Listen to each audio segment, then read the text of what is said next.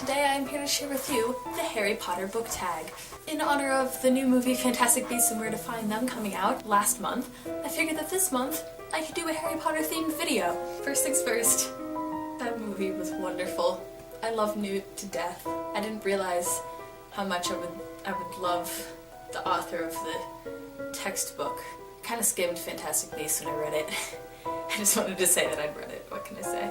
And I also must say, knowing that Luna married Newt Scamander's grandson just makes so much more sense now. I cannot wait for the next 4 movies to come out. I didn't expect to like it as much as I did, because it seems like they're trying to just like beat Harry Potter until it makes no more money, which is never gonna happen. But the fact is, this is a whole new plot. I'm so glad there's no book for me to base it off of story-wise, so I'm not complaining about minor details that didn't match up because there's nothing to compare it to. I could just watch it and enjoy it for what it was.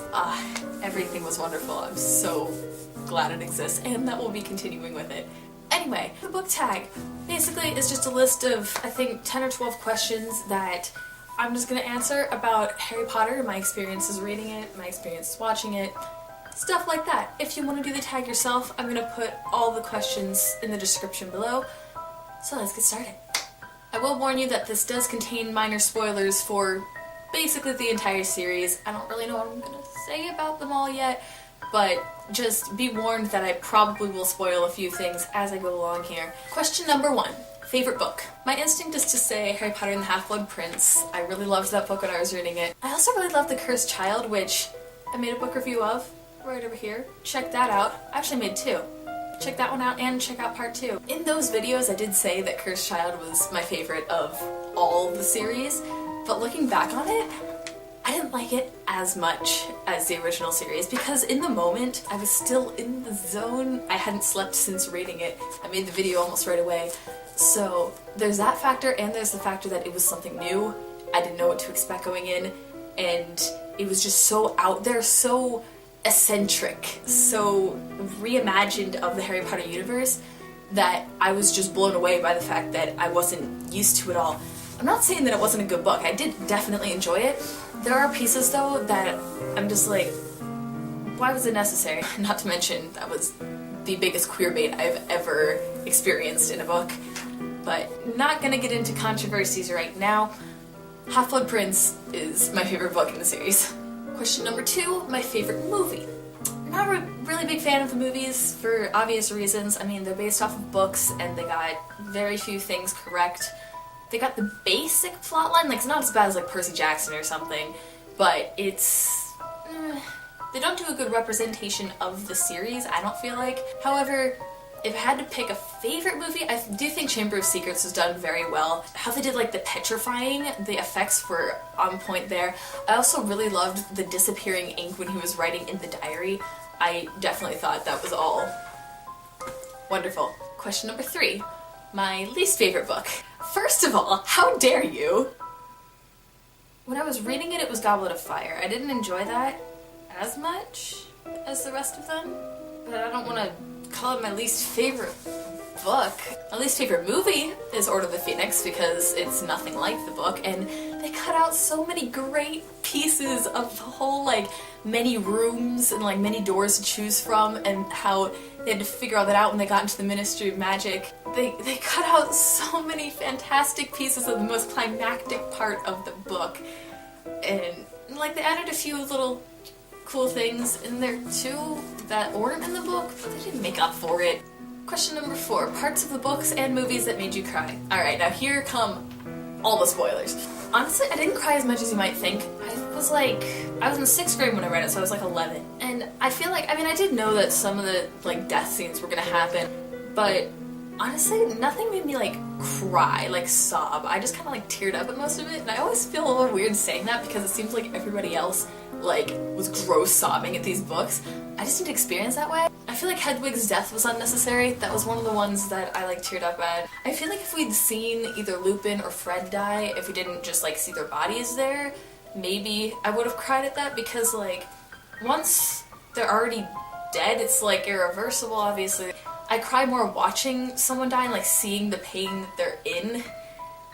That sounds so sadistic, but like I'm saying, I cry at that. Their pain's already gone. They're already dead. They're already everything's already done, but since we didn't see it, because they were my two favorite characters, well, Lupin was my favorite character the whole time, hands down, but I don't know, Fred. Question number 5, favorite character? I just answered this in the last question. Remus J. Lupin. Question number 6, what would your patronus be? According to Pottermore, it's a black and white cat. It's pretty cool. Question number 7, which of the Deathly Hallows would you want to use? I'm gonna say the Elder Wand, because I don't really have a use for an invisibility cloak. I know that's what everybody's gonna pick, but I don't know many people that have died, so I wouldn't need the Resurrection Stone for any reason. I mean, maybe when I'm older I would choose that, but like much older. But the Elder Wand I feel like would be more useful because, I mean, I wouldn't use it to like kill people or anything. I like to think I would use it in a moral way.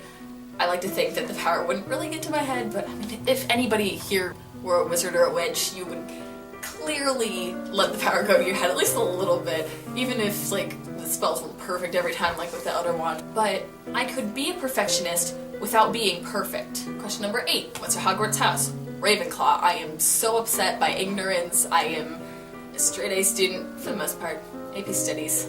AP Studies. Question number 9, if you could meet somebody in the cast, who would it be? When I was a kid I was really in love with Bonnie Wright, who plays Ginny Weasley, and I really wanted to meet her so badly, and she was my favorite actress ever. But now I think I would rather meet Maggie Smith because Maggie Smith is everything. Do I need a reason? Question number 10, have you played any of the video games? I know my sister owned them, and I know that I played them, but I know that she never allowed me to play them. Like, I would always say like, hey, can I like, you know, use the second save slot and like play a couple games? She was like, no, they're my games. But I definitely played them at some point, like at least a little bit, so I don't know if I just stole them from her or what. To answer the question, yes. Lego Harry Potter for the win. Question number 11, which Quidditch position would you want? Personally, I think being a beater would be fun, because like, while it's kind of dangerous, just hitting them out of the air, that'd be fun, that'd be fun. Causing pain? Maybe. I'm not a sadist. Why do I feel like I have to keep saying that? Question number 12. Were you happy with the ending? If we're including the cursed child, no. If we're not, yeah, I like the ending of the first 7. The 8th book, again, because of the queer bait mostly, and also because I feel like we didn't get much of a conclusion. We solved the immediate plot problem with like the time travel and everything. I don't know, there's not a lot to go off of anymore. If it was like an entire spin-off series, I would definitely be happy with that. However, I don't think that's going to be the case.